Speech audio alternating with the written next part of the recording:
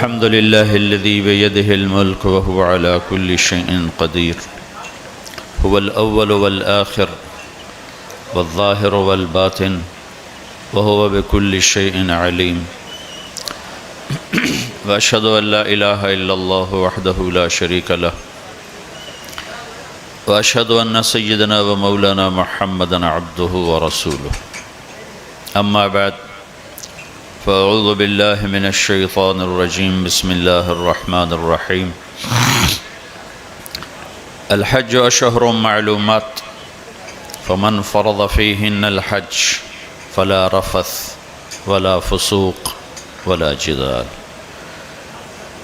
وما تفعلوا من خير يعلمه الله وتزودوا فإن خير زاد التقوى وقال النبي صلى الله تعالى عليه وسلم الحج المبرور ليس له الجزاء إلا الجنة وقال النبي صلى الله عليه وسلم من حج ولم يرفث ولم يفسق خرج من ذنوبه كيوم ولدته أمه أو كما قال صلى الله تعالى عليه وسلم.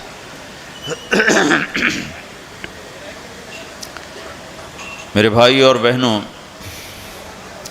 اللہ تعالیٰ نے زندگی گزارنے کا ایک طریقہ ہمیں اپنے علم کامل سے عطا فرمایا ہے جس کا نام ہے اسلام.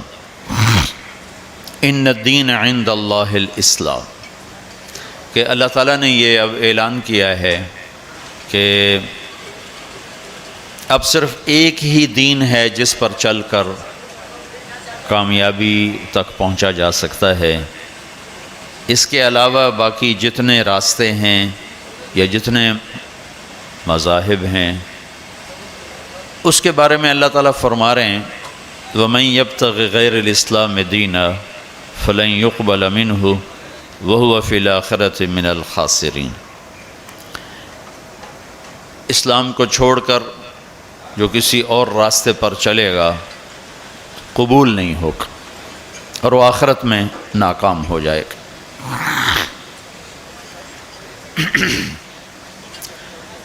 سارا اسلام دو چیزوں کا مجموعہ ہے، ایک عبادات اور ایک اخلاقیات. عبادات مجھے میرے اللہ سے جوڑتے ہیں، اخلاقیات مجھے اپنے معاشرے سے جوڑتے ہیں.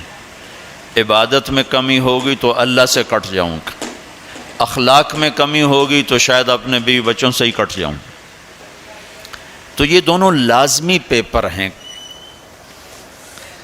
کچھ لوگ اس طرح سوچتے ہیں کہ جی خدمت خلق کرو، اللہ کو عبادت کی کیا ضرورت ہے، فرشتے ہی بہت. تو یہ بھی خطا پر ہیں. کچھ لوگ کہتے ہیں ہم حج کر کے اپنے سارے معاف کروا لیتے ہیں، واپس آ کے پھر اپنی چھری تیز کر لیتے ہیں. تو یہ بھی غلط. کچھ عبادت کی آڑ میں لوگوں کے حقوق ضائع کرتے ہیں اور کچھ اخلاق کی آڑ لے کر اللہ کے حق کو ضائع کرتے ہیں. یہ دونوں سوچ غلط ہے. چونکہ میں تو خود دنیا میں آیا نہیں، تو زندگی گزارنے کا بھی مجھے طریقہ معلوم نہیں. جس نے مجھے پیدا کیا وہی جانتا ہے کہ میرے لیے کون سا راستہ سلامتی کا ہے. ہم گھروں میں روزانہ دیکھتے ہیں، او بھائی چائے دودھ والے، او میاں بھائی یہ آپ بیٹھ تھوڑی دیر بیٹھ جاؤ بھائی، یہ بات ہو لینے دو، بعد میں شروع کرو. تمہاری تو کاروباری مجبوری، میری تو کوئی مجبوری نہیں ہے، لہذا میں تو جو بات سنانے آیا ہوں وہ اس میں خلل ہو رہا ہے، وہ آپ سن لیں پھر کھاتے پیتے رہنا. تو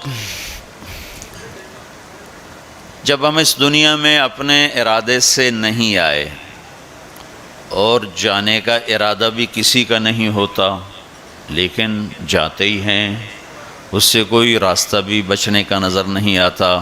صرف ایک ہستی ہیں محمد مصطفیٰ صلی اللہ علیہ وسلم، جن سے اللہ نے پوچھا آپ آنا چاہتے ہیں یا رہنا چاہتے ہیں. صرف ان کو یہ ایک اضافی اعزاز، اکرام، عزت کہ میرے حبیب سے پوچھو. ملک الموت کو حکم ہوا کہ ایک تو پوچھ کے اندر جانا ہے، بغیر پوچھے نہیں جانا، اور ایک اجازت لے کر لانا ہے، بن اجازت نہیں لانا. تو ملک الموت نے حاضر ہو کر یہ عرض کی. پہلے جبریل اندر آئے. 12 ربیع الاول 11 ہجری 7 جون 633 عیسوی اور 10 سے 12 کے درمیان کا ٹائم اندازاً. تو جبریل نے کہا یا رسول اللہ باہر ملک الموت حاضر ہے، اندر آنے کی اجازت چاہتا ہے. آپ نے کہا کوئی رکاوٹ نہیں، آ جائے. تو اس نے آ کر آپ کو سلام کیا، السلام علیکہ یا رسول اللہ. پھر کہنے لگا آپ پہلی ہستی ہیں جن کو سلام کر رہا ہوں، آج تک کسی کو سلام نہیں کیا. پھر اس نے کہا آپ پہلی ہستی ہیں، اللہ نے فرمایا پوچھ کے اندر جانا، بن پوچھے نہ جانا. آپ پہلی شخصیت ہیں، اللہ نے فرمایا آنا چاہیں تو لے آنا، رہنا چاہیں تو چھوڑ کے آ جانا. اس لیے اب جو آپ فیصلہ کریں گے میں اسے پورا کروں گا. تو آپ نے فرمایا اگر میں کہہ دوں تو میری جان بھی نکالو گے؟ کہاں جی، آپ کی بھی نکالو. تو اس پر آپ نے جبریل کو دیکھا آنکھوں سے ایسے، کیا کروں، جاؤں کہ رہ جاؤں؟ تو اس پر جبریل نے عرض کی یا رسول اللہ، اللہ آپ کی ملاقات کے شوق میں ہے، آگے آپ کی مرضی ہے. تو اس پر آپ نے کہا کہ پہلے واپس جا کر اوپر جاؤ، اللہ سے پوچھ کے آؤ، میرے بعد میری امت کے ساتھ کیا کرے گا، میں پھر جواب دوں گا کہ میں جاؤں یا رہوں. یہ سوال اگر میرے نبی نہ اٹھاتے تو شاید آج ہم انسانی شکل میں موجود نہ ہوتے، کچھ ایسے ہی باندر بلے ہی پھر رہے ہوتے. جو کچھ اس امت نے کر دیا ہے پہلی امتوں سے بہت آگے کا کر دیا ہے، بیچ میں یہ رکاوٹ آ جاتی. تو اللہ تعالیٰ کی طرف سے پیغام آیا کہ ہم آپ کی امت کو آپ کے بعد تنہا نہیں چھوڑیں گے. جس پر آپ نے کہا الآن قرۃ عینی، اب میری آنکھیں ٹھنڈی ہیں، اللہم الرفیق الاعلیٰ، اب مجھے اپنے پاس بلا لے. تو یہ تو صرف ایک ہستی تھی، چھوڑا ان کو بھی نہیں، چھوڑا نہیں، پوچھا آپ ٹھہرنا چاہتے ہیں جب تک چاہیں رہیں، لیکن یہ موت والی گلی سے گزرنا آپ کے لیے بھی طے ہے، اس سے صرف آپ کا رب پاک ہے اور کوئی نہیں. اب ہم جانا بھی نہیں چاہتے لیکن جا رہے ہیں. زندگی آہستہ آہستہ سرک رہی ہے اور قبر کی طرف ہر پل ہمیں دھکیل رہا ہے، دھکیل رہا ہے، دھکیل رہا ہے. تو ہم دو مجبوریوں میں ہیں، آنے کی بھی جانے کی بھی. اس میں اللہ نے ہمیں تھوڑا سا اختیار دیا ہے. وَهَدَيْنَاهُ النَّجْدَيْنِ، دو راستے ہیں. ایک یہ ہے اما شاکرن، اللہ کی مان کے چل، دوسرا ہے اما کفورا، نافرمان بن کے چل. فَمَنْ شَاءَ فَلْيُؤْمِنْ وَمَنْ شَاءَ فَلْيَكْفُرْ. جی چاہو تو اللہ کی مان لو، جی چاہو تو شیطان کی مان لو. یہاں کچھ نہیں کہے گا، یہ جزا سزا کی جگہ نہیں، یہ امتحان کی جگہ ہے. لہذا بازار میں جھوٹ بول کے بھی کمائی ہو رہی ہے، سچ بول کے بھی کمائی ہو رہی ہے، ڈاکہ ڈال کے بھی پیسہ بنا رہے ہیں، مزدوری کر کے بھی پیسہ بنا رہے ہیں، نمازیں چھوڑ کے بھی دن گزر رہا ہے، نمازیں پڑھ کے بھی دن گزر رہا ہے، سود کھا کے بھی دن گزر رہا ہے، اور چٹنی روٹی کھا کے بھی دن گزر رہا ہے. یہاں کچھ نہیں، یہ تو اللہ خالی دیکھ رہا ہے. پھر ایک دن آئے گا وَلَا تَحْسَبَنَّ اللَّهَ غَافِلًا عَمَّا يَعْمَلُ الظَّالِمُونَ. میں غافل نہیں ظلم کرنے والوں سے.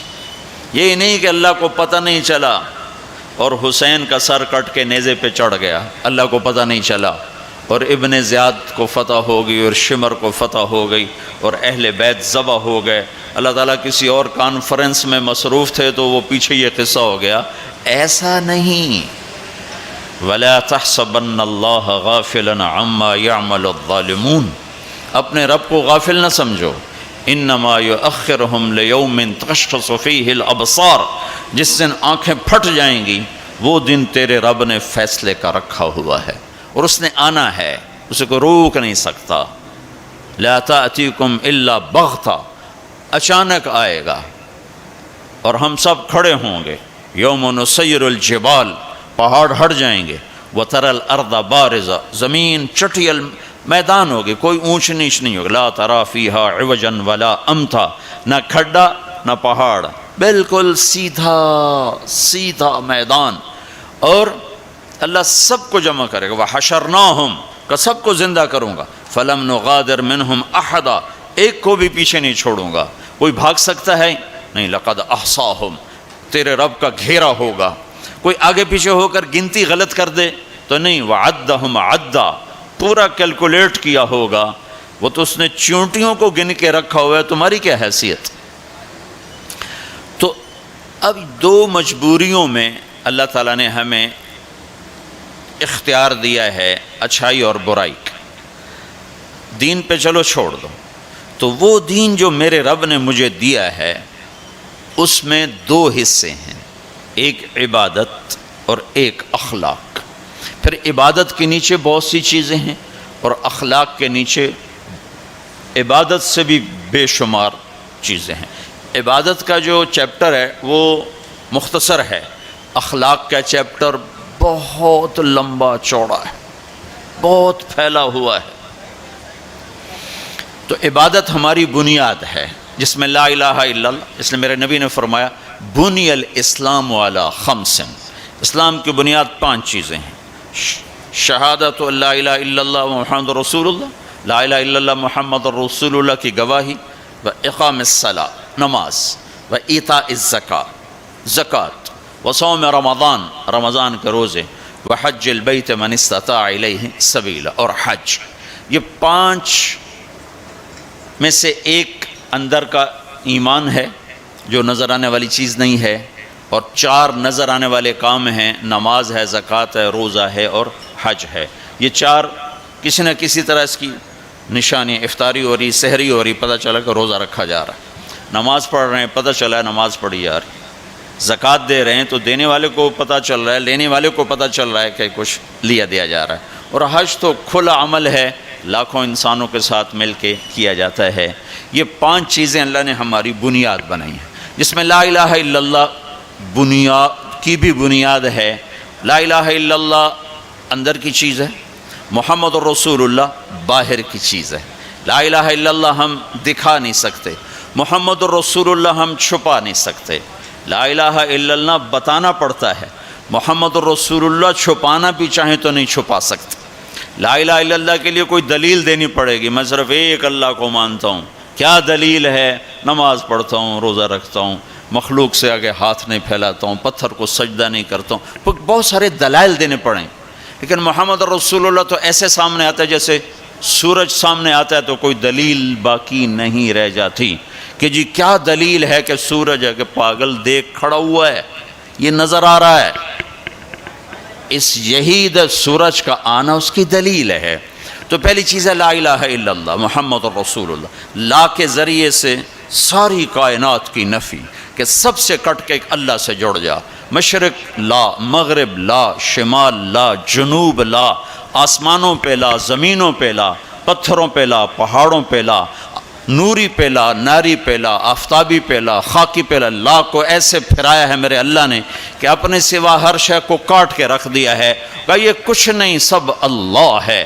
0 0 0 لکھتے جاؤ، ساری کاپی بھر دو تو آپ نے کچھ بھی نہیں لکھا، اور 1 لگا دو پہلے 0 کے ساتھ تو ہر 0 دوسرے سے طاقتور بنتا جا رہا ہے، بنتا جا رہا ہے، بنتا جا رہا ہے، بنتا جا رہا ہے۔ پیچھے الف کا کمال ہے، پیچھے 1 کا کمال ہے، 1 کو ہٹاؤ تو سب 0 ہے۔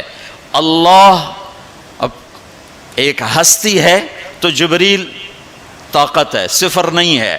اللہ ہٹ جائے تو جبریل صفر ہے۔ میکائیل، اسرائیل، اسرافیل طاقت ہیں، اگر اللہ ہے، اللہ پیچھے ہٹ جائے تو یہ تینوں زیرو ہیں۔ جنت خوبصورت نعمتوں کا ٹھکانہ ہے، اس کے پیچھے ایک ہے۔ اللہ پیچھے ہٹ جائے تو جنت بھی زیرو ہے، اللہ پیچھے ہٹ جائے تو جہنم بھی زیرو ہے، اللہ پیچھے ہٹ جائے تو زمین آسمان کچھ نہیں ہے۔ لا کے ذریعے سے ہر چیز کو توڑ کر دل کا قبلہ اللہ بنا اور چہرے کا قبلہ بیت اللہ بنا، تو تب تیری نماز مکمل ہوگی، تب تیرا ایمان مکمل ہوگا۔ اس وقت دل کا قبلہ اللہ نہیں ہے، وہ پیسہ ہے، پیسہ ہے۔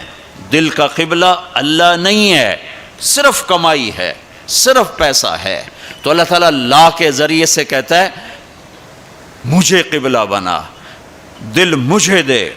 یا ابن آدم، اے آدم کی اولاد، انی لک محب فبحقی علیک کلی محبہ، میرے بندے میں تم سے پیار کرتا ہوں، تجھے میرے حق کی قسم تو بھی مجھ سے پیار کرنا سیکھ۔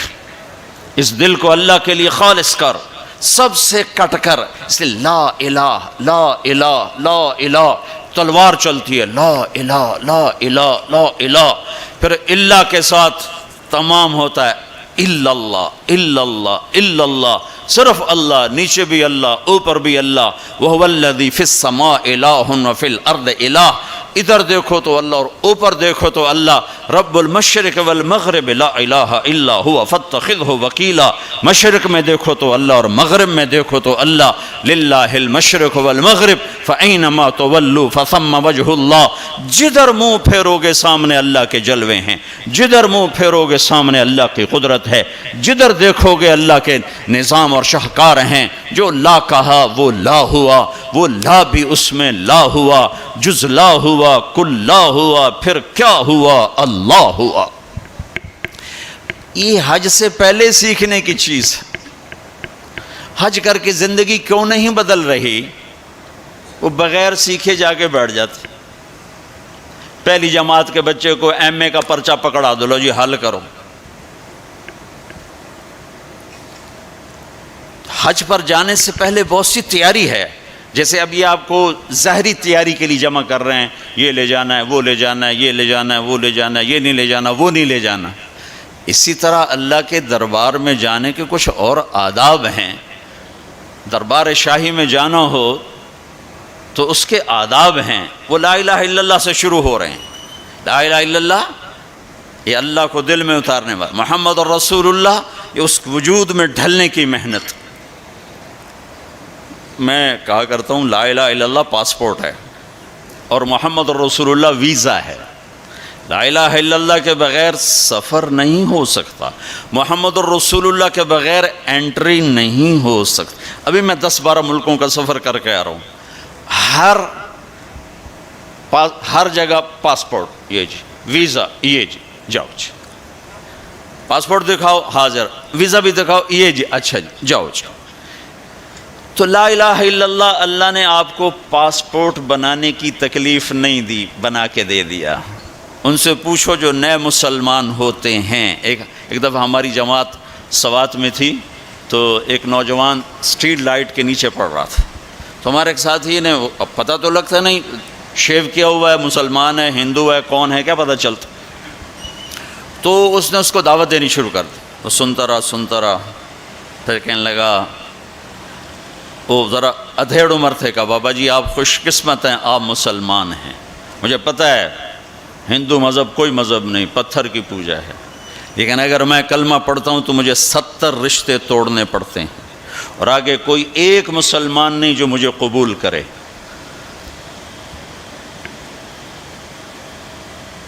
مجھے قبول کرنے والا کوئی نہیں، اور جن 70 رشتوں کو توڑوں گا اس کا آگے مسلمانوں کے پاس متبادل کوئی نہیں۔ مجھے پتہ ہے ہمارا کوئی مذہب نہیں ہے، لیکن میں بندھا ہوا ہوں۔ تو ہم اللہ کا شکر ادا کریں، پاسپورٹ اس نے بنا کے دے دیا۔ اب کہتا ہے ویزا تو لگوا لو، یہ اتنا تو کرو کہ ویزا تو لگواؤ، کم از کم میرے نبی کے سانچے میں تو ڈھل کے آؤ۔ اشبہت اعدائی فصرت احبہم اذ کان حبی منک حبی منہم۔ ابو نواس ایک شاعر ہے، وہ اپنے محبوب سے کہہ رہا ہے کہ تو دشمن کے روپ میں آئی تو مجھے دشمنوں سے بھی پیار ہو گیا، تو نے میرے دشمن کا روپ دھارا تو مجھے دشمنوں سے بھی عشق ہو گیا کہ تیری جھلک جہاں بھی ہوگی مجھے وہ پیاری لگے گی۔ تو یہ پہلا سبق ہے لا الہ الا اللہ محمد رسول اللہ۔ لا الہ الا اللہ اتنا اندر میں اترے کہ وہ بیج کی طرح اور گٹھلی کی طرح اپنی کومپل کو باہر نکالے، پھر وہ محمد رسول اللہ درخت بن کر پورے وجود پر چھائے اور پوری زندگی پر چھائے۔ تو یہ پہلی محنت۔ پھر اس کے بعد نماز ہے جو 5 وقت اللہ تعالیٰ نے فرض فرمائی، 50 دینی 5 تھیں، شروع 50 سے کیا۔ جب 5 ہی دینی ہے تو 5 سے ہی شروع فرماتے۔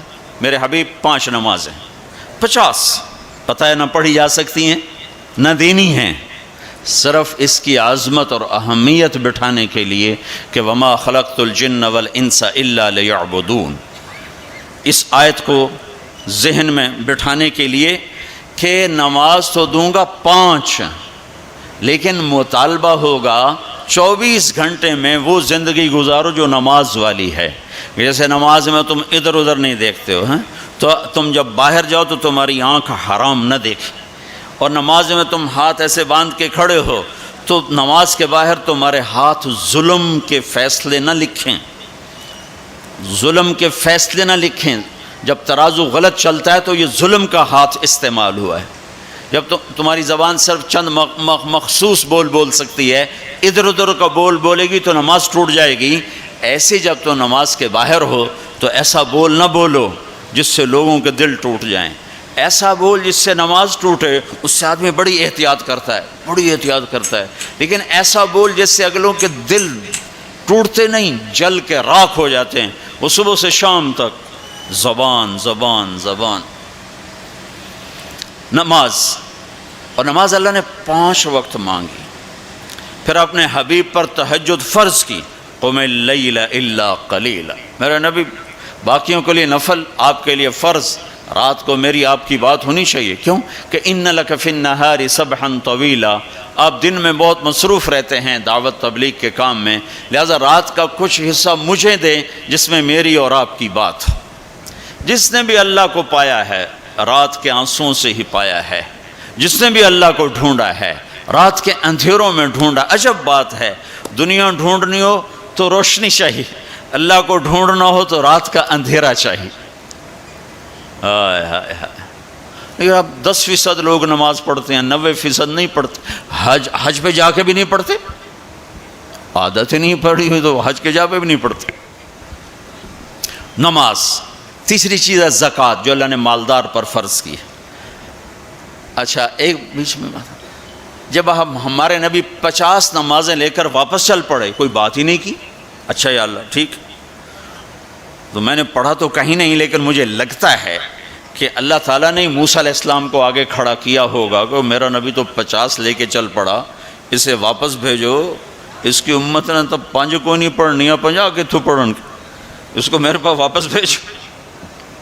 تو آگے موسیٰ علیہ السلام کھڑے ہوئے چھٹے آسمان پر، یا رسول اللہ سے ملاقات کیسی رہی؟ کہ بہت اچھی رہی۔ کیا ہوا؟ کہ 50 نمازیں ملیں۔ کہ یا رسول اللہ میں آپ کی محنت کرتا ہوں، یہ کوئی نہیں پڑھیں گے، واپس جا کر تھوڑی کروائیں۔ پھر آپ واپس گئے سدرۃ المنتہا، تو اللہ نے کتنی کام کی؟ 5۔ چلو اللہ تعالیٰ 45 کٹھی اڑا دیتا، اچھا میرے حبیب 5، پھر واپس۔ پھر ہمارے نبی نے نہیں کہا یا اللہ بہت زیادہ ہیں، تسلیم و رضا، تسلیم و رضا۔ اللہم انی اسألک الرضا بعد القضاء، یہ دعا روز میرے نبی صبح و شام مانگتے تھے، اے اللہ مجھے اپنی تقدیر پہ راضی رہنے کی توفیق عطا فرما۔ پھر موسیٰ علیہ السلام کتنی؟ 45، واپس، پھر 5، پھر 5، پھر 5، اڑتے گئے 5 رہ گئے۔ پھر آگے موسیٰ علیہ السلام کھڑے ہوئے، یا رسول اللہ کتنی؟ کہا 5۔ کہا نہیں واپس جائیں، کوئی نہیں پڑھیں گے. کہا نہیں اب مجھے شرم آتی ہے, 5 ختم ہو رہی ہیں, اب گیا تو یہ 5 بھی چلی گئیں تو میری امت تو ختم ہو گئی, میری امت تو محروم ہو گئی, لہذا اب میں نہیں جاتا. کہا ٹھیک ہے آپ کی مرضی, ویسے مجھے پتہ ہے کہ یہ نہیں پڑھیں گے, چونکہ میری امت پہ 2 نمازیں فرض تھیں, انہوں نے وہ بھی نہ پڑھیں, یہ کراچی والے 5 کہاں پڑھیں. ہو موسیٰ علیہ السلام چونکہ تجربہ کر چکے تھے, لیکن ہمارے نبی نے فرمایا نہیں اب مجھے شرم آتی, اب میں نہیں واپس جاؤں. جس نے پڑھنا ہوگا پڑھے گا, نہیں پڑھنا ہوگا نہیں پڑھے. ہر کوئی اپنے اپنے کیے کا اجر اللہ سے لے لے. تو صرف عظمت اور اہمیت بٹھانے کی, جب آپ اس 5 پر موسیٰ علیہ السلام کو انکار کر کے چل پڑے تو پیچھے سے اللہ کی آواز آئی, میرے حبیب پڑھنے کو 5 لیکن میرا بول وہی, لکھوں گا 50. ہر نماز 10 لکھی جائے گی, ہر نماز 10 لکھی جائے گی. پھر اللہ نے زکوٰۃ کو فرض کیا, مالداروں پہ زکوٰۃ. خذ من اموالہم صدقۃ تطہرہم بہا وتزکیہم وصلی علیہم. زکوٰۃ اتنا بڑا عمل ہے کہ اللہ تعالیٰ ہمیں کہتا ہے کہ میرے نبی پہ درود پڑھو, فرشتوں سے کہتا ہے میرے نبی پہ درود پڑھو, اور خود بھی کہتا ہے کہ میں اپنے نبی پر درود بھیجتا ہوں. اللہ کی طرف اب درود کی نسبت وہ رحمت ہے, اور فرشتوں کی طرف ہماری طرف درود کی نسبت دعا ہے جو ہم کرتے ہیں, صلی علی محمد وعلی آل محمد. تو اللہ تعالیٰ نے ہمیں آپ کو, پوری دنیا کے اہل ایمان کو, فرشتوں کو حکم دیا کہ میرے نبی پر درود پڑھو, اور خود بھی پڑھتا ہے ان اللہ وملائکتہ یصلون علی النبی. جو لوگ اللہ کے نام پہ خرچ کریں گے تو اللہ تعالیٰ کہہ رہا ہے وصلی علیہم, اے میرے حبیب ساری امت پر نہیں, جو تیری امت میں میرے نام پہ خرچ کریں گے ان پہ تو درود پڑھ. اگرچہ یہاں صلی دعا کے معنی میں ہے کہ تو ان کے لیے دعا کر, آپ ان کے لیے دعا فرمائیں. تو مال خرچ کرنے والوں کے لیے اللہ اپنے حبیب سے فرما رہے ہیں کہ ان کے لیے آپ دعا کریں. صلی علیہم ان صلاتک سکن لہم.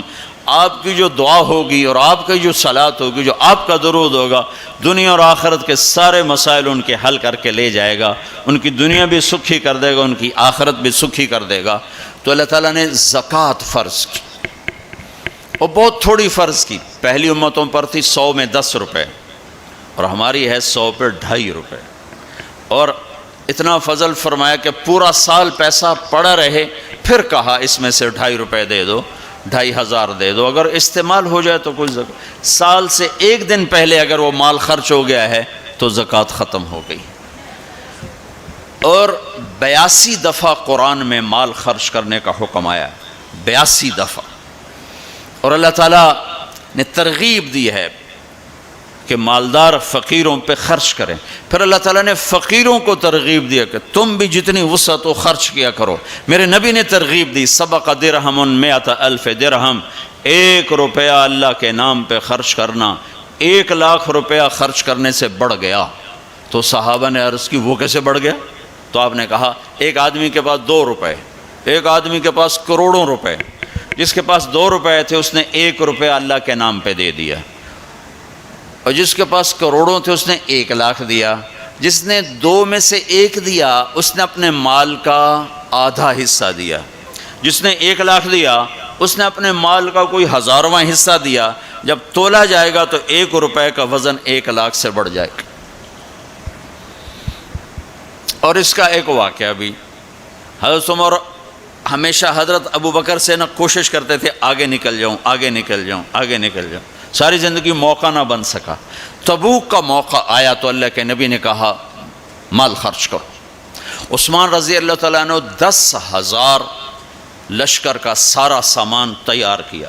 ان کی سواریاں, ان کا راشن کے لیے تھیلوں کو بند کرنے کے لیے دھاگے تک اپنے گھر سے دیے, اور 300 دینار اوپر دیے. تو اللہ کے نبی کی جھولی میں وہ 300 دینار پڑے تھے یوں, اور آپ ان دیناروں کو اٹھا کے یوں فرما رہے تھے ما علی عثمان اللہ یعمل بعدا. عثمان آج کے بعد کچھ بھی نہ کرے تو جنت واجب ہوگی. تو عمر کہنے لگے آج میں ابو بکر کو کاٹ سکتا ہوں, آج میں اس سے آگے نکل سکتا ہوں کہ وہ آج کل غریب ہے, میں مالدار ہوں. تو وہ تھوڑا لائے گا، میں زیادہ لاؤں گا تو میں بڑھ جاؤں گا. لہٰذا انہوں نے اپنے مال کا آدھا حصہ، آدھا گھر میں رکھا اور آدھا لے کر آئے. ابوبکر نے جھاڑو پھیر دیا، جو کچھ تھا وہ سارا سمیٹ کے لے آئے. جب دونوں پراپرٹی سامنے رکھی گئیں تو حضرت عمر کی بہت زیادہ نظر آ رہی، ابوبکر کی بہت تھوڑی نظر آ رہی. لہٰذا حضرت عمر بڑے اطمینان میں کھڑے کہ آج جیت خطاب کے بیٹے کی ہے. میں قربان جاؤں، اللہ رسول تو جانتے ہیں کہ کون کیا کر کے آیا ہے. تو میرے نبی نے سوال ہی بدل دیا، جو اس موقع کا سوال ہی نہیں. کوئی آدمی مسجد میں چندہ دینے جائے، مدرسے میں چندہ دینے جائے، کہا جی مول صاحب یہ 1 لاکھ روپیہ ہے مدرسے کے لیے، مسجد کے لیے. آگے مولوی صاحب کہیں پیچھے کتنے پڑے ہوئے ہیں، تو کہے گا اے بھی واپس کرو، میں تو تھوڑی نیت ہے جو کوئی چکر لگتا ہے کہ تسی ٹھیکیدار ہو، مگر علی شاید ابھی پیچھے کتنے پین. یہ موقع کا سوال ہے ہی نہیں. مولوی صاحب کو چاہیے جی جزاک اللہ، یہ لیجئے رسید، بسم اللہ، پھر بھی موقع آئے تو دیتے رہیں. تو میرے نبی نے پوچھنا یہ تھا ابوبکر کتنا لائے ہو، عمر کتنا لائے ہو، اور یہی اس موقع کا سوال ہے. لیکن اللہ رسول جانتے ہیں کہ کس کے مال میں وزن زیادہ ہے. تو میرے نبی نے سوال بدل دیا، فرمایا عمر ما خلفت. واہ واہ، عمر پیچھے کیا چھوڑ کے آئے ہو. تو حضرت عمر تو وہیں دھڑم ہو گئے گا، با میں گیا. سوال سے ہی وہ پتہ چلے گا، با میری کلی اڑ گئی، گئی وکٹ. عمر ما خلفت یا ما ترکت لأہلک، یہ دونوں الفاظ ہیں. پیچھے گھر والوں کے لیے کیا چھوڑا. تو پہلے حضرت عمر بڑے جوش میں کھڑے تھے، پھر ایک دم ڈھیلے ہو گئے، کہنے با جی آدھا چھوڑا ہے آدھا لایا ہوں. پھر آپ نے کہا ابا بکر ما خلفت یا ما ترکت لأہلک، ابوبکر تو پیچھے چھوڑ کے کیا آیا، بچوں کے لیے کیا چھوڑ کے آیا. تو انہوں نے کہا ترکت اللہ ورسول، میں تو اللہ اس کے رسول کو چھوڑ کے آیا ہوں، باقی سب کچھ لے آیا. تو اس پر عمر کہنے لگے ابوبکر میں نہیں تجھ سے آگے بڑھ سکتا، کوئی بھی تجھ سے آگے نہیں بڑھ سکتا. اور اگلی سنو،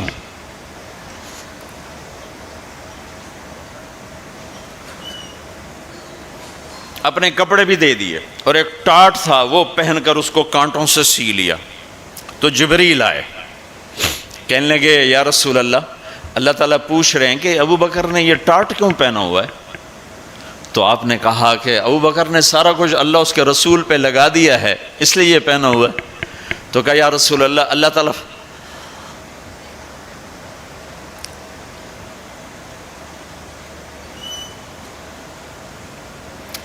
اللہ تعالیٰ فرما رہے ہیں ابوبکر سے پوچھو مجھ سے راضی تو ہے،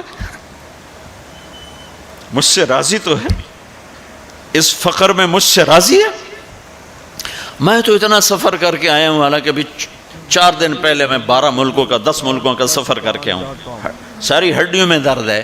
میں اس لیے آیا ہوں کہ چلو کوئی بخشش کا بہانہ مل جائے، کوئی بخشش کا بہانہ مل جائے، اللہ راضی ہو جائے. آپ سارے اس لیے حج پہ جا رہے ہو کہ اللہ راضی ہو جائے. جو سارے جہان سے کہتا ہے مجھے راضی کر، وہ کہہ رہا ہے ابوبکر سے پوچھو مجھ سے راضی تو ہے. تو آپ نے کہا ابوبکر تیرا رب تجھے سلام بھی کہہ رہا ہے اور پوچھ رہا ہے کہ راضی ہو. تو ابوبکر کی چیخیں نکلی، میں اپنے رب سے راضی، میں اپنے رب سے راضی ہوں، میں اپنے رب سے راضی.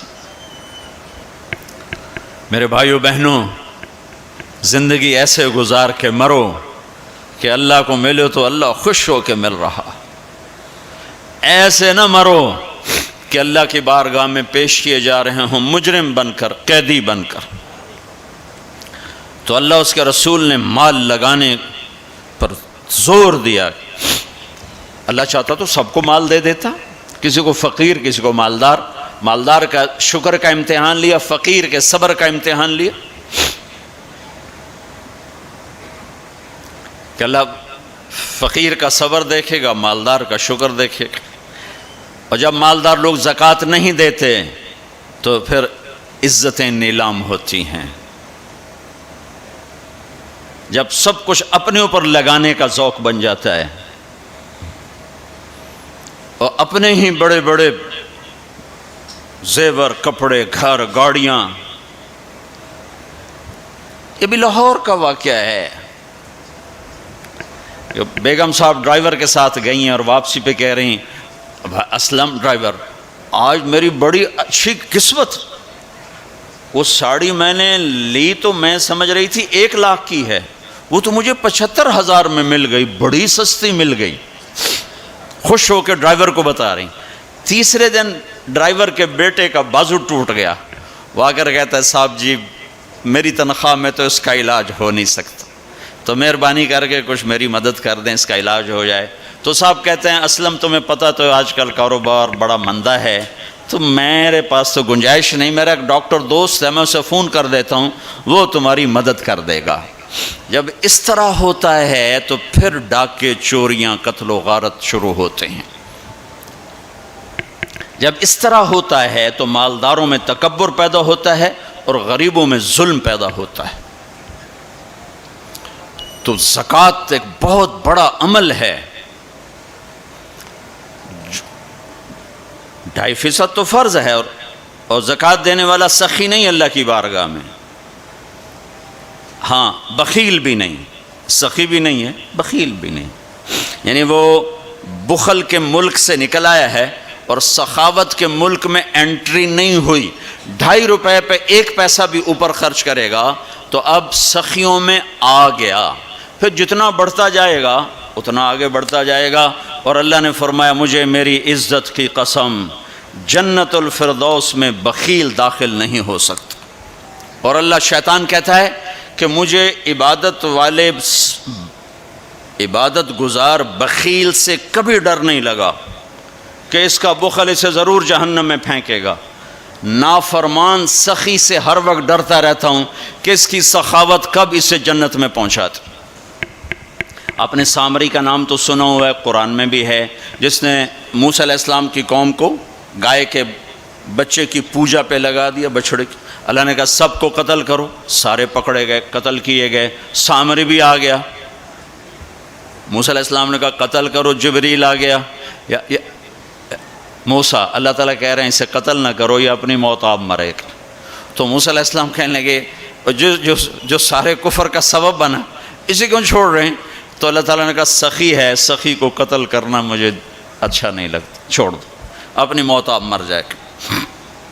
کافر کو سخاوت قتل سے بچا گئی. جب ایمان والا کوئی مرد عورت سخی ہوگا تو اللہ کی بارگاہ میں کیسے اونچے مرتبے لے کر جائے.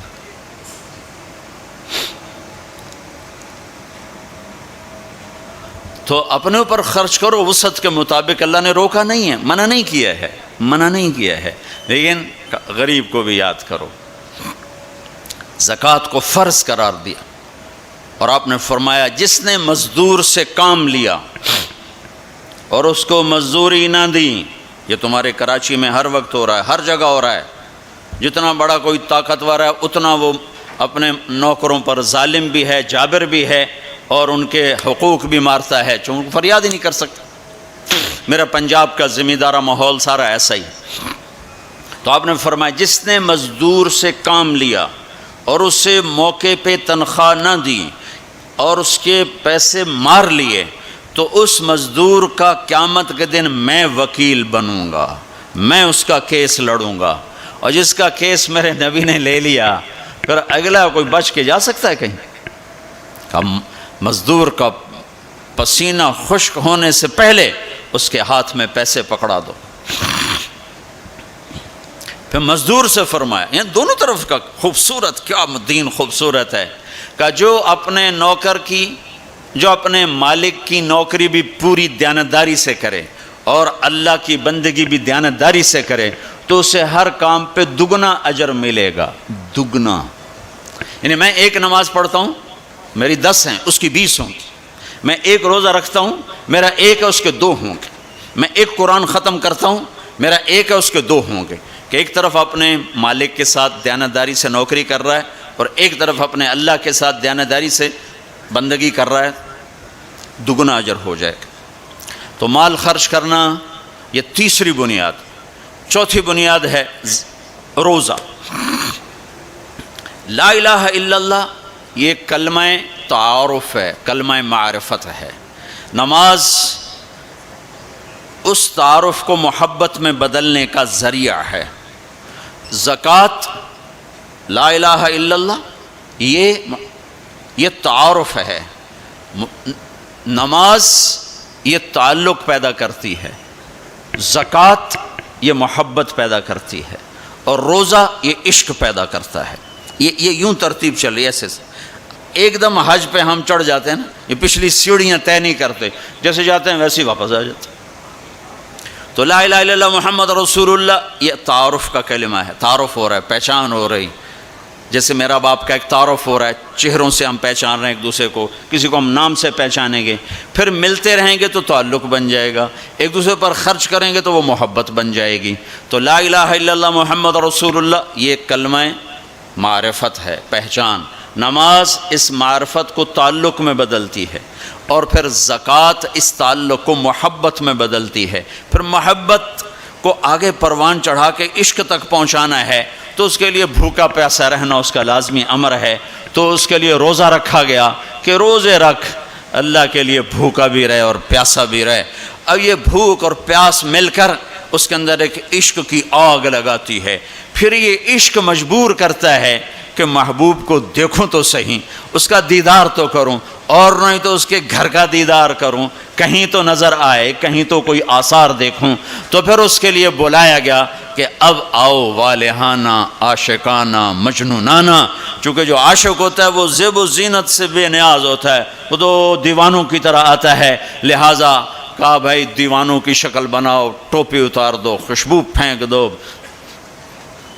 کنگھی پھینک دو، کفن پہن لو، جوتا بھی ایسا ہو کہ صرف تمہیں گرمی سے بچائے،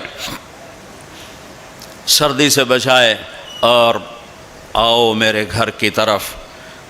کراچی میں کہا تضرعا و خفیہ، مجھے یاد کرنا تو آہستہ آہستہ، شور نہ مچایا کرو۔ اور جب بیت اللہ میں بلایا تو کہا عجب ثج، شور مچاتے ہوئے آؤ، کہ دیوانے شور مچاتے ہوئے پہچانے جاتے کہ دیوانہ ہے۔ بڑا سنجیدہ ہو تو بڑا عقل مند ہے کہ نہیں، وہاں عاشق بن کے جانا ہے۔ عاشق ہوں میں عشق کماں میں، یہ میری زبان کی شاعری ہے، تمہیں مزہ آئے نہ آئے مجھے مزہ لینے دو۔ عاشق ہوں میں عشق کماں میں، دل رکھیں وانگ پہاڑاں ہو، سائے سائے بدیاں ہزار غلام ہیں، کر جانے باغ بہاراں ہو۔ منصور جے چک سولی دیتے، جڑے واقف کل اسراراں ہو۔ سجدیں سر چائیں نہ باہو، توڑے کافر کہن ہزاراں ہو۔ عاشق سوئی حقیقی جیڑا، قتل معشوق دے مننے، سر نو جوڑے تے مکھ نہ موڑے، بھمیں 100 تلواراں کھنے۔ سچا عشق حسین علی دباہو، سر دتے تے راز نہ بھنے۔ یہ حج ہے، یہ حج ہے۔ اب الحب ان یخفا وقد کم کتمتہ فاصبح عندی قد اناخ وطنبا۔ یہ ایک لڑکی بیت اللہ کا طواف کر رہی تھی اور یہ شعر پڑھ رہی تھی، اذا شد شوقی ہام قلبی بذکرہ وان رمت قربا من حبیبی تقربا۔ اور جنید بغدادی طواف کر رہے اور ان کے کانوں میں شعر پڑے، اور شعروں کا ظاہر بڑا عجب ہے کہ میں نے تو محبت کو بہت جھٹکے دیے، بہت اپنے آپ کو بچایا، پر عشق نے میرے دل میں ڈیرے ڈال دیے اور خیمے گاڑ دیے، تنابیں کس دیں، مجھے کہیں کا نہ چھوڑا، مجھے کسی کا نہ چھوڑا، میں ایک ہی کی ہو کے رہ گئی۔ جب اس کا خیال آتا ہے تو میں پاگل ہو جاتی ہوں، جب وہ نظر آتا ہے تو میں ہوش میں آتی ہوں۔ تو وہ جنید بغدادی کہنے لگے، وہ لڑکی بیت اللہ میں کیا کہہ رہی؟ تو اس نے دیکھا اور ہنس پڑی، لولا التقى لم احجر عن طیب الوطن۔ کیا سمجھے ہو؟ میری بات کو غلط سمجھے ہو، مجھے میرے رب کا عشق رات کے اندھیرے میں یہاں لایا، میں کسی اور کی بات نہیں کر رہی۔ پھر کہنے لگی تم کس کا طواف کر رہے ہو؟ تو جنید کہنے لگے بیت اللہ کا۔ تو وہ زور سے ہنس پڑی اور یوں آسمان کو دیکھا، کہنے لگی واہ میرے رب، تیرے بھی کیسے دیوانے بندے ہیں جو تجھے چھوڑ کے پتھروں کا طواف کرتے ہیں، جو تجھے چھوڑ کے پتھروں کا طواف کرتے ہیں۔ جنید فرماتے میں تو بے ہوش ہو کے گر گیا، جب ہوش آیا تو وہ بچی جا چکی تھی۔ تو لا الہ الا اللہ محمد رسول اللہ پہ محنت تعارف، نماز پہ محنت تعلق، مال کا خرچ کرنا محبت، روزے رکھنا عشق، اور حج پھر وصال ہے، ملاپ ہے، ملاقات ہے۔ دیکھو نا، کوئی عبادت کی شکل ہی نہیں ہے کہ ایک آدمی ننگے سر ہے، 2 چادریں پہنی ہوئی ہیں اور بیت اللہ میں چکر لگا رہا ہے۔ بھائی کیا کر رہے ہو؟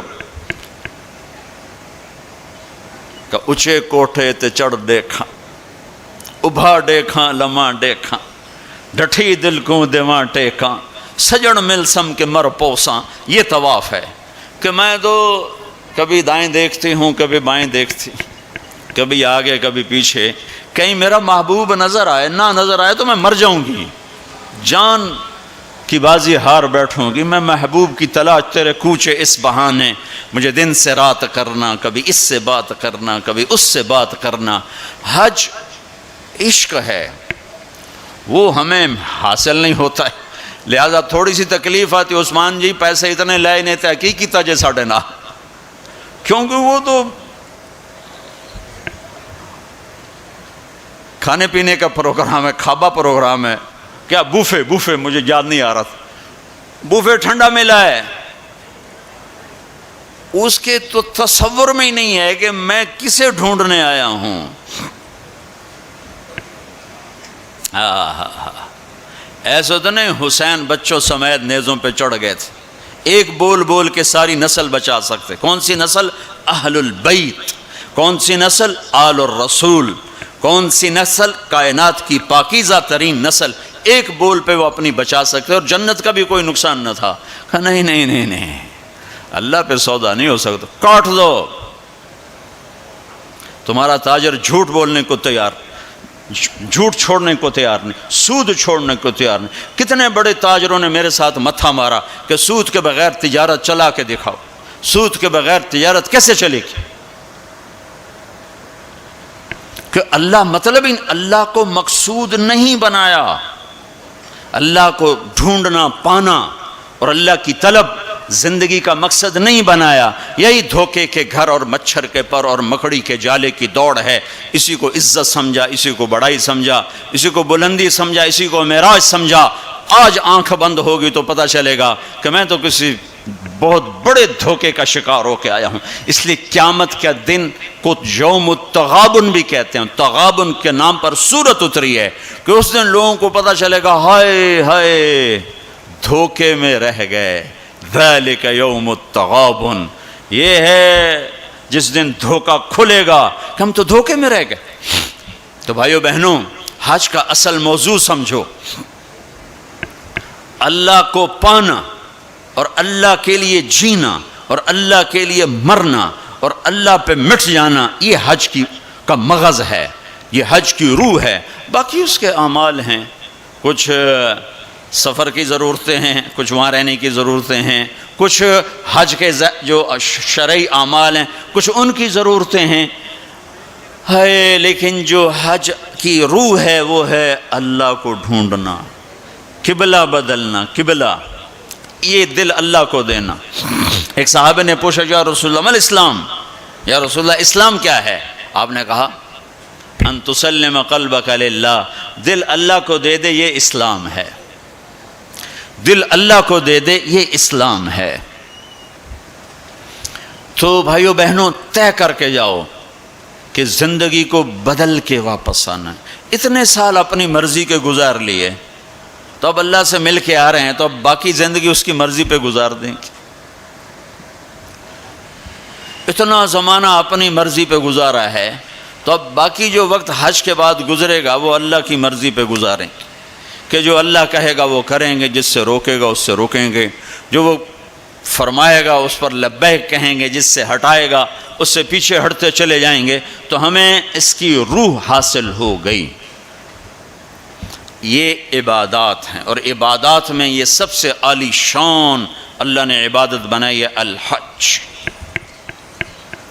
اور ایک اور میں نے غور کیا، اللہ تعالیٰ نے نماز فرض کی تو فرمایا کہ ان الصلاۃ علی المؤمنین کتابا موقوتا، نماز ایمان والوں پر فرض ہے، اس میں اللہ کا نام کوئی نہیں ہے۔ کتب علیکم الصیام کما کتب علی الذین من قبلکم، تم پہ روزے فرض ہیں، اللہ کا نام اس میں کوئی نہیں ہے۔ من شہد منکم الشہر فلیصم، رمضان کا چاند دیکھو تو روزہ رکھو، اس میں اللہ کا نام کوئی نہیں ہے۔ لیکن جب اللہ نے حج کو فرض کیا تو اب میں وہ آیات دوبارہ پڑھ، ان الصلاۃ کانت علی المؤمنین کتابا موقوتا، نماز فرض۔ کتب علیکم الصیام کما کتب علی الذین من قبلکم، روزہ فرض۔ اقیموا الصلاۃ وآتوا الزکاۃ وانفقوا، زکوٰۃ فرض۔ اب جب اللہ تعالیٰ حج فرض فرمانے لگے تو اس کو یوں پیش کرتے، کتب علیکم الحج، تم پہ حج فرض ہو گیا، یہ نہیں۔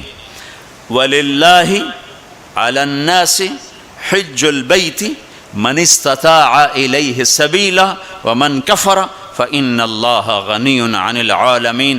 جس طرح اللہ نے حج کو پیش کیا ہے، کسی عمل کو ایسے پیش نہیں کیا۔ جس طرح اللہ پاک نے حج کو فرض بنا کے پیش کیا ہے، کسی فرض کو ایسے پیش نہیں کیا کہ نام ہی اپنا ہے، وَلِلَّهِ وَلِلَّهِ وَلِلَّهِ۔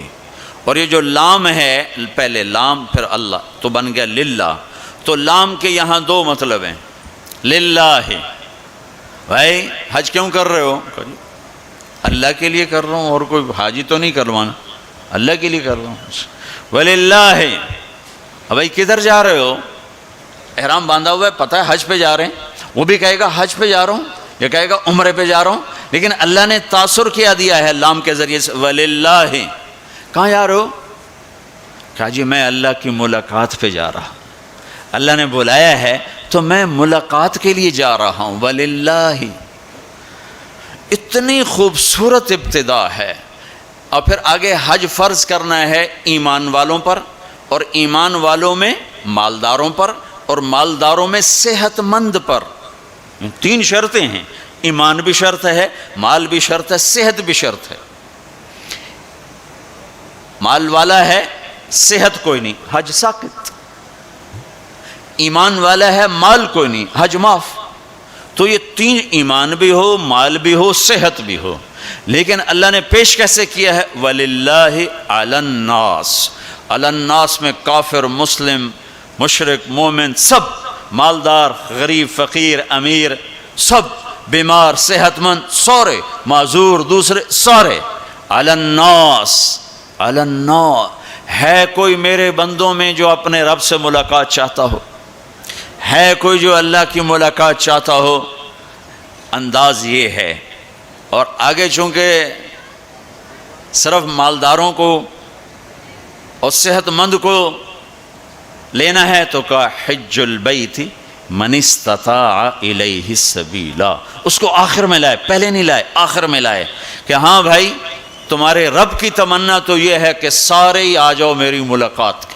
ایک واحد بادشاہ ہے جو فقیروں کا ہجوم دیکھ کے خوش ہوتا، جو سوالیوں کا ہجوم دیکھ کے خوش ہوتا ہے، باقی جتنے ہیں وہ سوالیوں کو دیکھ کے ڈانٹتے بھی ہیں، بھاگتے بھی ہیں، دروازے بھی بند کرتے۔ ایک اللہ ہے، عجب صفت ہے، مانگو تو خوش ہوتا ہے، نہ مانگو تو ناراض ہو جاتا ہے۔ مانگتے کیوں نہیں ہو؟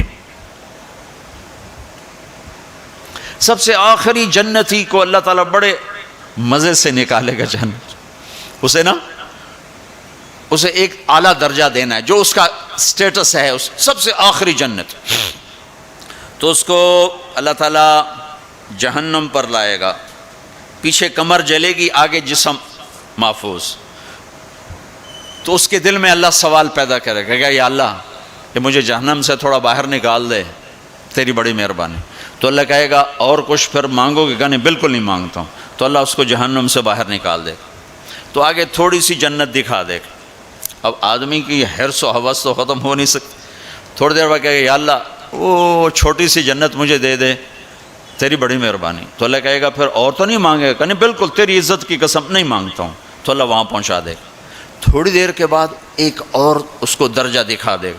جب ادھر دیکھے گا پہلے آدمی پیدل اور کہتے اللہ سائیکل ہی دے دے، جب سائیکل آ جاتا ہے پھر کہتا ہے اللہ موٹر سائیکل دے دے، جب موٹر سائیکل آ جاتا ہے پھر کہتا ہے اللہ گڈی دے دے چاہے سزوکی کیوں نہ ہوئے، جب سزوکی آ جاتی پھر اللہ ٹوٹا ہی دے دے. تو آدمی کا ہرس آگے آگے جاتا ہے. تو تھوڑی دیر تک تو دیکھتا رہے گا، پھر چپ رہے، پھر کہے گا جی اللہ یہ مجھے درجہ دے دے، تیری بڑی مہربانی. تو اللہ فرمائیں گے پھر آگے تو نہیں مانگو گے؟ نہیں، تیری عزت کی قسم آگے نہیں مانگتا. تو اللہ وہاں پہنچا دے گا. پھر اس کا اصلی مقام اس کو ظاہر کرے گا جہاں اس نے جانا ہے. وہ آخری جنتی، میرے نبی نے فرمایا میں آنکھوں سے دیکھ رہا ہوں جہنم سے نکل رہا ہے اور جنت میں جا رہا ہے، اس کا نام ہوگا جوہینہ. میرے نبی نے بتایا اس کا قبیلہ ہوگا جوہینہ، عرب قبیلہ ہے، عرب. اور جب وہ آخری جنتی، اس کو اس دنیا سے 10 گنا بڑی جنت اللہ عطا فرمائے گا، اس زمین سے 10 گنا بڑی. تو اللہ یوں دکھائے گا. تو اب وہ اس کو دیکھے گا تو اب جو نظر آ رہا ہے وہ حقیر ہو جائے گا. تو پھر اس کو سوچ آئے گی جو ہن منگے آتا کہ دیں ریورس گیئر نہ لگ جائے، دوبارہ پیچھے دوزخ کی واپسی نہ ہو جائے. تو لہذا چپ، اندر میں ابال اٹھ رہے ہیں کہ مانگوں، اور ڈر لگ رہا ہے کہ اتنی دفعہ قسمیں کھائیں توڑ دیں، قسمیں کھائیں توڑ دیں. تو کہیں اللہ تعالیٰ کہ چل بہنوں واپس کر دو. تو لہذا چپ کر کے بیٹھو. اللہ تو اندر کا بھیج جانتا ہے. ہائے ہائے. تھوڑی دیر کے بعد اللہ کہے گا مانگتے کیوں نہیں ہو، مانگتے کیوں نہیں؟ کہے گا یا اللہ سألتک حتی استحییت وحلفت فیک حتی استحییت، یا اللہ میں نے اتنا مانگا کہ اب مانگتے شرم آتی ہے، اور اتنی دفعہ قسمیں توڑی ہیں کہ اب قسم توڑتے ہوئے شرم آتی ہے. تو اللہ تعالیٰ فرمائیں گے واہ واہ، تو نے مجھے لگتا ہے سمجھائی نہیں. اچھا اگر میں تمہیں دنیا سے 10 گنا بڑی جنت دے دوں تو راضی ہے؟ تو کہے گا یا اللہ رب ہو کے مذاق تو نہ کر میرے ساتھ. تو اللہ تعالیٰ فرمائے کہ مذاق نہیں کر رہا ہوں، چل تیرے لیے دروازے کھل گئے ہیں. تو اللہ واحد شہنشاہ ہے، مانگو تو خوش ہوتا، نہ مانگو تو ناراض ہوتا، اور جتنا مانگو اتنا خوش ہوتا. بعض لوگ اشکال کرتے ہیں کہ یہ اتنے نیک آدمی ہیں، یہ دعائیں مانگ مانگ کے تھک گئے، ان کی قبول ہی نہیں ہو رہی، اور یہ فلاں آدمی ایسا ہے کہ وہ ایک کام سیدھا نہیں، دعا کرتا ہے قبول ہو جاتی. تو میرے نبی نے فرمایا کہ ایک اللہ کے تعلق والا بندہ یا بندی اپنی ضرورت میں اٹکا ہوا ہے اور اللہ سے مانگ رہا ہے اور رو رہا ہے، اوپر سے دروازہ نہیں کھل رہا ہے، کہتا پتہ نہیں کیا ناراضگی ہو گئی ہے. حتیٰ کہ فرشتے سفارش کرتے ہیں کہ یا اللہ یہ اتنے دیر سے بیچاری رو رہی ہے، یہ اتنے دیر سے رو رہا ہے، یا اللہ اس کا کام کر دے. تو اللہ تعالیٰ فرماتے احب ان اسمع حنینہ، مجھے اس کا رونا بڑا پیارا لگ رہا ہے، میں چاہتا ہوں کچھ اور رو لے. دے دیا تو پھر کہیں رونا، لہذا میں چاہتا ہوں تھوڑا یہ رو لے، اس لیے لیٹ ہو رہا ہے، اس لیے لیٹ نہیں ہو رہا کہ میں ناراض ہوں. تو اللہ تعالیٰ کے مختلف اپنے بندوں کے ساتھ معاملات ہیں. تو حج میرے بھائیو بہنوں، وَلِلَّهِ عَلَى النَّاسِ حِجُّ الْبَيْتِ مَنِ اسْتَطَاعَ إِلَيْهِ سَبِيلًا. آؤ بھائی آؤ، اپنے رب کی ملاقات کے لیے آؤ، سارے آؤ، ایمان لے کر آؤ. کافر کلمہ پڑھ لو اور کلمے والے تیاری کر لو. پھر آگے نرمی کر دی، اچھا بھائی جو آ سکتا ہے وہ تو ضرور آئے. اس پیشکش میں اتنی محبت تھی کہ سننے والے کو یہ شک پڑ سکتا تھا کہ لگتا ہے اللہ کو ہمارے حج کی ضرورت پڑ گئی ہے. تو پھر ومن کفر، نہیں آؤ گے نا، یہاں کفر سے مراد کافر ہونا نہیں، ومن کفر، جو حج پہ نہیں آتا فإن اللہ لغنی عن العالمین، تو مجھے صرف تمہاری نہیں، مجھے تو کل کائنات کی پرواہ کوئی نہیں، تم نہیں آؤ گے تو کیا ہو جائے گا. تو آخر میں اپنی ذات کو صاف کیا ہے اور شروع میں اپنی محبت کا اظہار کیا ہے. تو بھائیو بہنوں یہ نیت کر کے جاؤ کہ واپس والی زندگی وہ نہیں ہوگی جو پہلے تھی، وہ نہیں ہوگی جو پہلے تھی. تو اللہ کی ملاقات اس طرح ہو کہ ماضی اور حال اور ہو جائیں اور مستقبل اور ہو جائے، تو گویا ہم اللہ کی بارگاہ میں اپنی مہر لگوا کے آ گئے. یہ اسلام کا عبادت کا پہلو ہے. یہ عبادت کا پہلو اس وقت مکمل ہوگا جب اس کے ساتھ اخلاق کا پہلو جڑے گا، وہ ہے لوگوں کے حقوق ادا کرنا۔ سب سے انشاءاللہ میں اللہ کے نبی کا خطبہ پڑھ کے سناؤں گا عرفات میں۔ 3 دن آپ نے تقریر فرمائی، تینوں دن ایک ہی جگہ سے بیان شروع کیا، لوگو تمہاری عزتیں، تمہارے جان، تمہارے مال ایک دوسرے کے لیے حرام ہو گئے، کسی کی عزت پہ، کسی کے مال پہ، کسی کی جان پہ ہاتھ نہ ڈالنا۔ اور آخری جملہ ہے لا ترجعوا بعدی کفارا یضرب بعضکم رقاب بعض، دیکھو میرے بعد کافر نہ ہو جانا کہ ایک دوسرے کے گلے کاٹتے پھر رہے ہو، ایک دوسرے کے گلے کاٹتے پھرنا گویا میرے نبی کی نظر میں کافر ہو جانا ہے۔ یہ آخری جملہ تھا۔ اور پھر ایک اور آخر لا تسودوا وجہی یوم القیامہ، دیکھو مجھے قیامت کا دن تمہاری وجہ سے شرمندہ نہ ہونا پڑے، مجھے شرمندہ ہونے سے بچانا۔ یہ آپ کے خطبات کے آخری الفاظ ہیں۔ تو ایک تو اس کی تفصیل حج کیسے کرنا، وہ کتابیں موجود ہیں، سارے کو چھوٹے چھوٹے پمفلٹ موجود ہیں، آپ آسانی سے اس کو فالو کر سکتے ہیں۔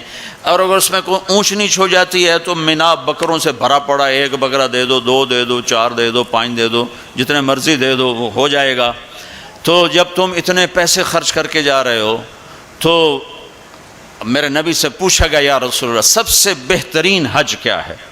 الحج والثج، سب سے بہترین حج ہے لبیک کہنا زور زور سے اور قربانی کرنا اپنی وسعت کے حساب سے، خون بہانا، قربانی کرنی۔ ہمارے نبی اگر اپنی طرف سے قربانی کرتے تو ایک بکرا ذبح کر دیتے، ایک دمبا ذبح کر دیتے، ایک مینڈا چھترا۔ ساری زندگی ہمارے نبی عید قربان پر 2 قربانیاں کرتے تھے، 2 چھترے، ایک اپنی طرف سے کرتے تھے اور ایک امت کی طرف سے کرتے تھے، ساری 2۔ لیکن جب آپ نے حج کیا تو آپ نے کتنی قربانیاں فرمائیں؟ آپ کی عمر مبارک 63 سال تھی، تو آپ اور حضرت علی کے اونٹ مشترکہ مل کر 100 تھے، 100۔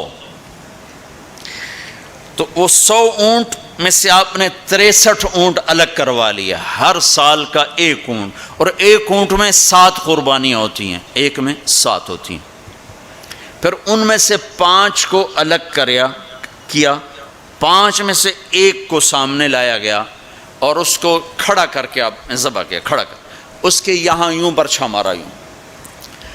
تو یہاں تو جانور ہو، بکرا ہو، اونٹ ہو، جب اس کو برچھا لگتا ہے تو وہ شور میں جاتا ہے، کرتا ہے۔ لیکن جب وہ اس اونٹ کو لگا نبی کے ہاتھ سے برچھا تو اس کی خوشی سے ہائے نکلی، اور پیچھے جو اونٹ کھڑے تھے ان میں جنگ شروع ہو گئی۔ ہر اونٹ رسی توڑ کے آگے بڑھ کے ذبح ہونے کی کوشش کر رہا تھا کہ کہیں میں پیچھے نہ رہ جاؤں، میں پہلے ذبح ہو جاؤں، میں پہلے ذبح۔ نہ شود نصیب دشمن کہ شود ہلاک تیغت، سر دوستاں سلامت کے تو خنجر آزمائی، ہم آہوں آنے سہرا سر خود نہاد برکف با امید آن کے روزے بشکار خواہی آمد، کہ آج سارے جنگل کے ہرنوں کو انتظار ہے کہ آج ہمارا محبوب شکار کرنے آ رہا ہے۔ تو ہر ہرن گردن جھکا کے کھڑا ہے کہ میں ذبح ہو جاؤں، میں ذبح ہو جاؤں، میں ذبح ہو جاؤں۔ تو یہ شعر میرے نبی پہ فٹ آتا ہے کہ سارے اونٹوں میں جنگ شروع ہو گئی اور ہر ایک کا زور تھا میں ذبح ہو جاؤں، میں ذبح ہو جاؤں۔ آپ نے 63 اونٹ ذبح فرمائے اور برچا پھینک دیا، اور اپنی بیویوں کا حصہ اس میں نہیں رکھا، بیویوں کے لیے الگ قربانی کی، بیویوں بیگمات کے لیے الگ قربانی کی، اور اپنے 63 اور 7 ہر اونٹ میں۔ اور پھر یہاں تک فرمایا کہ علی جو گوشت بنائے اس کو مزدوری گوشت میں سے نہیں دینی، میں الگ سے دوں گا، اس کا ہر ٹکڑا اللہ کے نام پہ جانا چاہیے۔ گوشت میں سے مزدوری بھی نہیں دی، الگ سے مزدوری دی۔ اور پھر فرمایا کہ آؤ بھائی جو لے جانا چاہتا ہے لے جائے۔ پھر فرمایا حضرت علی سے کہا ایک ایک بوٹی سارے اونٹوں سے لے لو اور ایک دیگ چڑھا دو۔ تو وہ ایک ایک بوٹی سارے اونٹوں سے لے کر دیگ چڑھائی، پھر آپ نے اس کے پکنے کا انتظار کیا۔ جب وہ تیار ہو گئی تو پھر آپ نے، حضرت علی نے، چند اور صحابہ نے مل کر اس کا گوشت کھایا، شوربہ پیا، اور پھر اس کے بعد آپ طواف زیارت کے لیے تشریف لے گئے۔ تو آپ مالدار لوگوں، قربانی کرنا دل کھول کے، ماڑے ماڑے جانور نہ تلاش کرنا، بھائی سستا کڑا لبدا ہے، اللہ کے نام پہ لگانا، جھگی پھونک تماشا ویک، ہماری پنجابی کی مثال ہے، لگا تو صحیح پھر دیکھ آتا کیسے ہے واپس۔ ایک صحابی ہیں ابو الدحداح، ایک آیت اتری من ذا الذی یقرض اللہ قرضا حسنا یضاعف له اضعافا کثیرا، تو وہ ایک انصاری صحابی نے آیت سنی، وہ بھاگے ابو الدحداح، ارے آج عجب آیت آئی ہے، کیا؟ کہ اللہ کہہ رہا کوئی ہے مجھے قرضہ دے میں واپس کروں کئی گناہ کر کے۔ تو ابو الدحداح آئے دوڑے یا رسول اللہ کیا اللہ نے یہ کہا ہے کہ مجھے قرضہ دو میں واپس کروں؟ کہاں؟ کہا یا رسول اللہ اللہ کو کیا ضرورت قرضہ مانگنے کی، کہ اللہ چاہتا ہے کہ اس کے بدلے اللہ تمہیں جنت دے۔ کہا اچھا اگر میں اللہ کے نام پہ دوں تو آپ وعدہ کرتے ہیں میری جنت کا؟ کہا ہاں وعدہ۔ کہ میری بیوی کی جنت کا؟ کہا ہاں وعدہ۔ کہ میرے بچوں کی جنت کا؟ کہا اب الدحداح تو زیادہ ہی مانگتا جا رہا ہے، پر تیرے بچوں کا بھی؟ کہا یا رسول اللہ ہاتھ بڑھائیں، میرے 2 باغ ہیں دونوں اللہ کے نام پہ صدقہ۔ ہم کہا نہیں ایک دے دو، ایک رکھ لو، ایک بچوں کے لیے رکھو، ایک اللہ کے نام پہ دو۔ کہا اچھا پھر میرا وہ باغ جس میں 600 کھجوریں ہیں وہ میں نے اللہ کو دے دیا۔ ہم کہا ٹھیک ہے جا تو، تیرے بچے، تیری بیوی، جاؤ جنت۔ انہوں نے وہاں سے دوڑ لگائی اور باغ میں نہیں گئے، باہر کھڑے ہو گئے کہ کہیں اندر جا کے نیت نہ بدل جائے، جیسے یعنی لوگ سودے سے پھرتے ہیں، دوڑم سارے لٹو بنے ہوئے ہیں، 4 پیسے اوپر گیا سودے سے پھر گئے، 4 پیسے نیچے گیا سودے سے پھر گئے، جیسے ایمان اور زبان کا بول کوئی چیز ہی نہیں۔ پیسہ ہی خدا بناؤں بھائی، پیسے کے پیچھے ہی ایمان بھی بک رہا ہے، عزت بھی بک رہی ہے، غیرت بھی بک رہی ہے۔ میرے نبی نے فرمایا میرا امتی ہر گناہ کر سکتا ہے، ایک جھوٹ نہیں بول سکتا، ایک دھوکہ نہیں دے سکتا۔ سارا کراچی جھوٹ اور دھوکے کا، کراچی نہیں میرا ملتان لے لو، لاہور، سندھ، بلوچستان لے لو، سرحد لے لو، جھوٹ جھوٹ جھوٹ، دھوکہ دھوکہ دھوکہ۔ میرا امتی ہر گناہ کر سکتا ہے، جھوٹ نہیں بول سکتا، دھوکہ نہیں دے سکتا۔ ساری تجارت، سارا سب کچھ اس پہ آ چکا۔ تو آپ باہر کھڑے ہو گئے، کہنے گئے ام الدحداح، بیوی کو بلایا، کہا کیا ہوا؟ کہا باہر آؤ باہر آؤ باہر آؤ۔ کیوں؟ کہا باغ اللہ کو دے دیا۔ اچھا اس کے بدلے میں تیری میری بچوں کی جنت پکی ہو گئی۔ ان کا ربح البیع، مبارک ہو مبارک ہو، بڑا اچھا سودا کیا، بڑا اچھا سودا کیا، بڑا اچھا سودا کیا۔ تو بھائیو گن گن کے رکھنے کے شوق نہ کرو، لگانے کا شوق رکھو، اپنے اوپر بھی لگاؤ، اللہ روکتا نہیں۔ کماؤ حلال، حرام نہ ہو، جھوٹ نہ ہو، سود نہ ہو، خیانت نہ ہو، جوا نہ ہو، سٹا نہ ہو، ذخیرہ اندوزی نہ ہو۔ تم سارے تاجر، کراچی کے نہیں پورے پاکستان کے تاجر عبد الرحمن بن عوف کی جیب میں آ جاؤ گے۔ جیب میں عبد الرحمن بن عوف رضی اللہ عنہ جو 10 بڑے صحابہ میں ایک، آپ نے کہا ابو بکر جنتی، عمر جنتی، عثمان جنتی، علی جنتی، زبیر جنتی، طلحہ جنتی، سعد بن ابی وقاص جنتی، عبد الرحمن بن عوف جنتی، عبد الرحمن بن عوف، ابو عبیدہ بن جراح جنتی، سعید بن زید جنتی۔ یہ 10 ٹاپ 10 صحابہ ہیں، ان میں ایک عبد الرحمن ہے۔ جب ان کا انتقال ہوا تو 3 ارب 10 کروڑ 20 لاکھ دینار، اے کاغذ دے نوٹ نہیں، تو انہوں کہ میں بے وقوف بنا چھڑا سارے نے، کاغذ چاہ کر ٹورے ودن، کوئی سیٹ صاحب، کوئی میاں صاحب، کوئی شیخ صاحب، وہ نرا کاغذ ہی کاغذ، انہوں کاغذ بھی واپس لے کے پلاسٹک دے چھڑے ہے، کارڈ ہے جی کارڈ۔ مطلب ہم کیسے بدھو بنے ہیں، کیسے بدھو بنے؟ ارے دولت سونے اور چاندی کا نام ہے، یہ کاغذ پہ ڈالر باڑے چلے جاؤ، ڈالر بھی لے لو، پاؤنڈ بھی لے لو، جو جتنے مرضی باڑے چو لے لو۔ تمہیں بے وقوف بنایا ہے دنیا کے بنیوں نے، تمہیں کاغذ پکڑا دیے، تم سے جائیدادیں لے لی، اور پھر کاغذ بھی واپس لے کر تمہیں کارڈ پکڑا دیے۔ وہ فن لینڈ سے واپسی ہو رہی تھی تو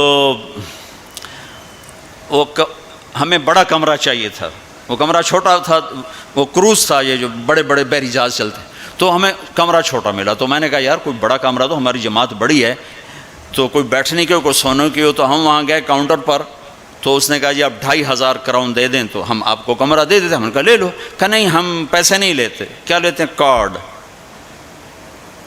وہ کہا بھائی پیسے تو زیادہ. ہم کہا نہیں کارڈ لیں گے.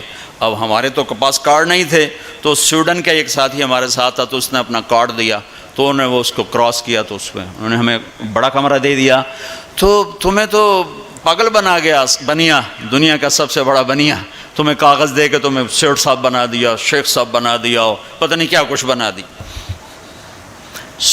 اور عبد الرحمن جو چھوڑ کے مر رہے ہیں وہ کاغذ نہیں 3 ارب 10 کروڑ 20 لاکھ دینار. ایک دینار 4.5 ماشے کا ہوتا تھا.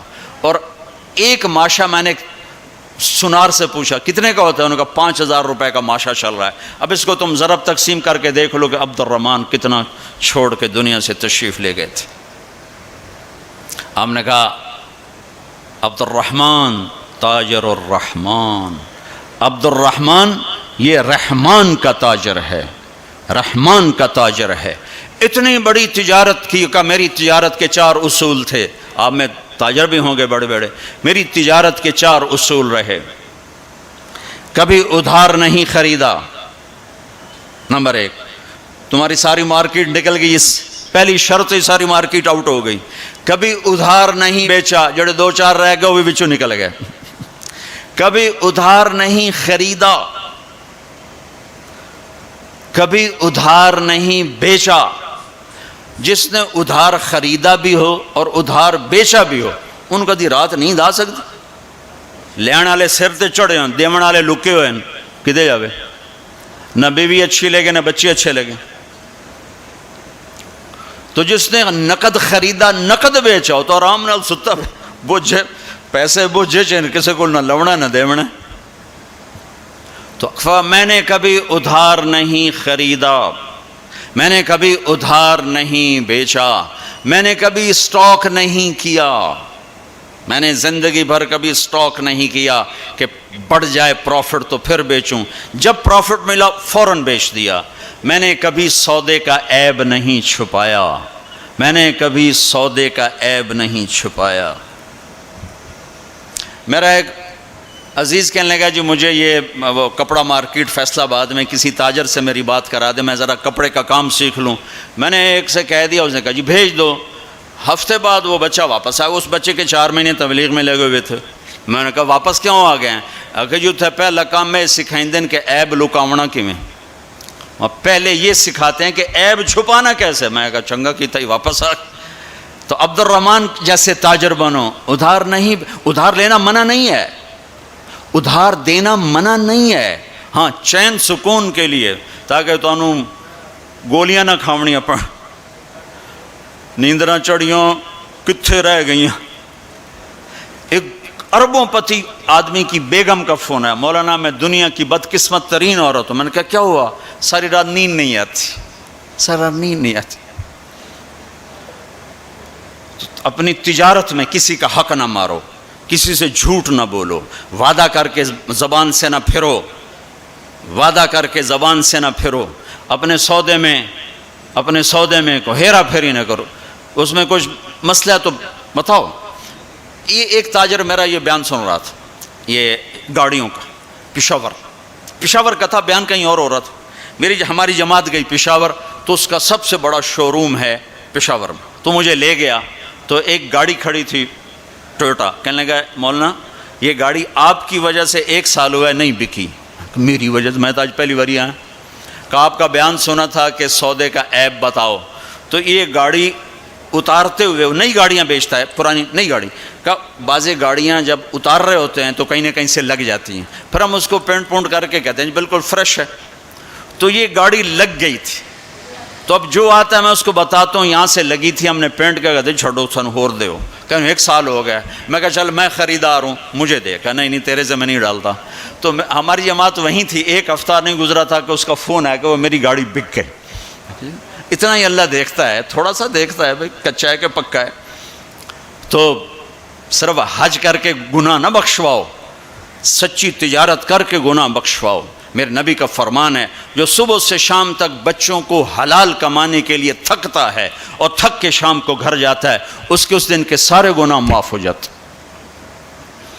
تو بھائیو بہنوں، دین کا دوسرا حصہ ہے اللہ کے بندوں کے ساتھ حسن سلوک، ماں باپ کے ساتھ، بیوی کا خامند کے ساتھ، خامند کا بیوی کے ساتھ۔ اس زبان نے وہ آگ لگائی ہے کہ پوری دنیا میں جو آگ زبان نے لگائی ہے اتنی پیٹرول اور گیس سے بھی آگ نہیں لگتی۔ تو میں آپ سب سے اخلاق کے معاملے میں ایک بات، اس زبان کی حفاظت کرو، اس سے جھوٹ نکال دو، غیبت نکال دو، گالی نکال دو، دل آزاری نکال دو، دل شکنی نکال دو۔ جو کر جائیں سہ جاؤ، چپ کر جاؤ، پی جاؤ۔ میرے رب کی قسم، بڑے بڑے ولی ابدال تمہاری گرد کو نہیں پکڑ سکے گی۔ جس نے زبان کی حفاظت کی اسے کوئی پکڑ نہیں سکتا، وہ اتنی تیز رفتاری سے نکلے گا۔ تو یہ پوری زندگی میں نے بیان کی ہے مختصر وقت میں، صرف حج نہیں میرے سامنے موضوع، یہ ساری چیزیں ہماری زندگی کے ضروری فیکٹر ہیں۔ اور آخری جو میں اخلاق بتا رہا ہوں، حقوق العباد بتا رہا ہوں، یہ بڑا خوفناک چیپٹر ہے۔ اللہ سے معاملہ کچھ گنجائش ہے چونکہ اللہ سخی ہے، لیکن لوگوں سے معاملہ پڑا تو کم بڑا کھو جائے گا۔ اس لیے اللہ تعالیٰ فرمائے گا یہ معاف کرے تو میں کر دیتا ہوں، یہ نہ کرے تو میں نہیں کرتا، تو پھر کیا کریں؟ آپ نے فرمایا میری امت کا سب سے غریب آدمی کون ہے؟ کہا جی جس کے پاس پیسے نہ ہو۔ کا نہیں، میری امت کا غریب وہ ہے جو قیامت کے دن بڑے بڑے عمل لے کر آئے گا، حج، نماز، روزہ، زکوٰۃ، جہاد، تبلیغ، ذکر، تلاوت، پتہ نہیں کیا کچھ، لیکن حقوق العباد برباد کیے ہوں گے۔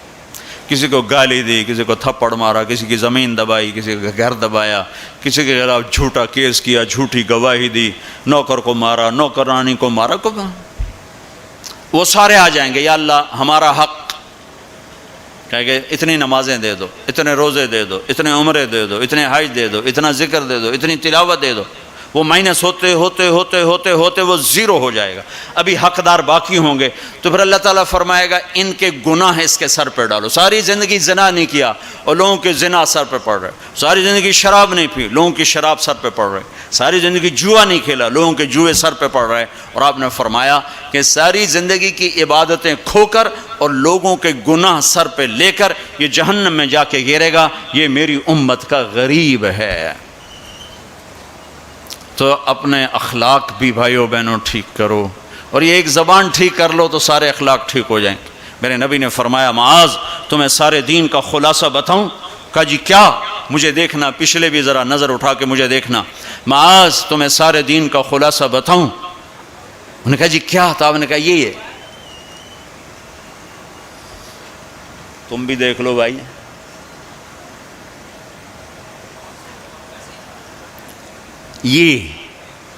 یہ قابو میں ہے، سارا دین میرے ہاتھ میں ہے۔ یہ قابو میں نہیں ہے تو ہر شے ہاتھ سے جا رہی ہے، جا رہی ہے، جا رہی ہے، جا رہی ہے۔ لہذا سہنا سیکھو، سہنا سیکھو۔ گھر ٹوٹ رہے ہیں، طلاقوں کی ریشو بڑھ رہی ہے کہ سہنا نہیں سکھایا ماں باپ نے۔ سہ جانا، ہیرا کوئلہ ہی تو ہوتا ہے، وہ ہیرا کیسے بن جاتا ہے؟ وہ سہتے سہتے سہتے سہتے جب حد کر دیتا ہے تو اللہ اسے ہیرا بنا کے ماتھے کا زیور بنا دیتا۔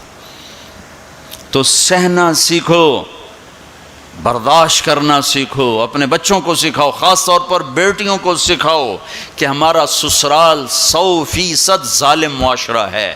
میں بڑے درد سے یہ بات کہہ رہا ہوں کہ چاہے وہ دیندار لوگ ہیں چاہے دنیا دار لوگ ہیں، سسرال کا ظلم ایک عجب داستان۔ لوگ بھتہ خوری کو، ہاں بھتہ خوری ظلم ہے اور ڈاکہ ظلم ہے، قتل ظلم ہے، یہ جو ظاہری ظلم نظر آتے ہیں۔ ایک ظلم وہ ہے جو میں سنتا ہوں، جب کوئی آدمی دین میں شہرت کر لیتا تو پھر لوگوں اپنے مسائل، حضرت یہ ہو گیا کوئی بتا دیں، حضرت یہ ہو گیا کوئی بتا دیں۔